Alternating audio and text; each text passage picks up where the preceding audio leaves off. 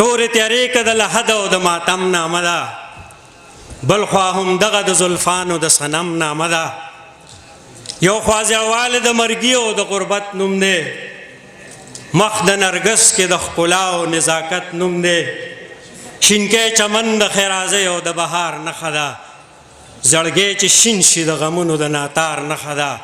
سپینه سپوږمۍ د دوو مینو د دیدن زیری دی، خو سپین کفن د مرګي او زنکدن زیری دی.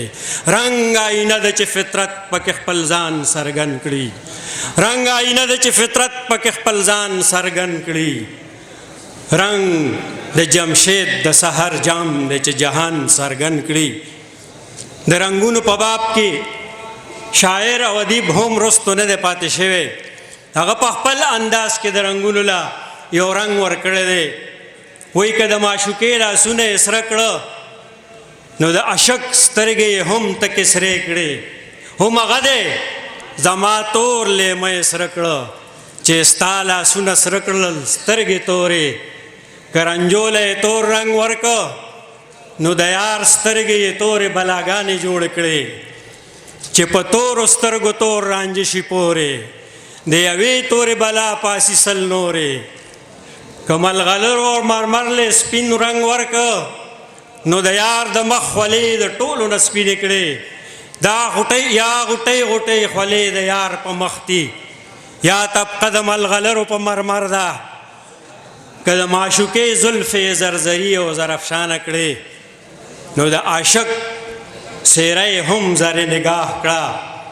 په طلا رنګ مې د اوښکو جړاو ګوره، د همداد عاشقۍ زیور زما. ښه جادوګره زرګره دا ووایه چې د نرګس او د نقره د سیماب او د مرمر رنګ ولې سپین دی؟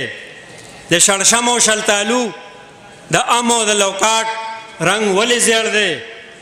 د کویلې او کارغه د هندو او حبشي رنګ ولې تور دی؟ د عناب او د عقیق د لالا او د لالونو رنګ ولې سور دی؟ نو ګوره دا خبره ډېر لوی تحقیق، تجسس او ډېره مطالعه غواړي. خو بس دومره پوه شه چې دا یو ازلي رنګ دی. د دې ازلي رنګ تجلیات د کائنات په مختلفو څیزونو جلوه‌گر دي. دا ازلي رنګ د صبغت الله رنګ دی. په انسان کې د صبغت الله رنګ د تقوا رنګ دی، د صدق رنګ دی، د یقین رنګ دی.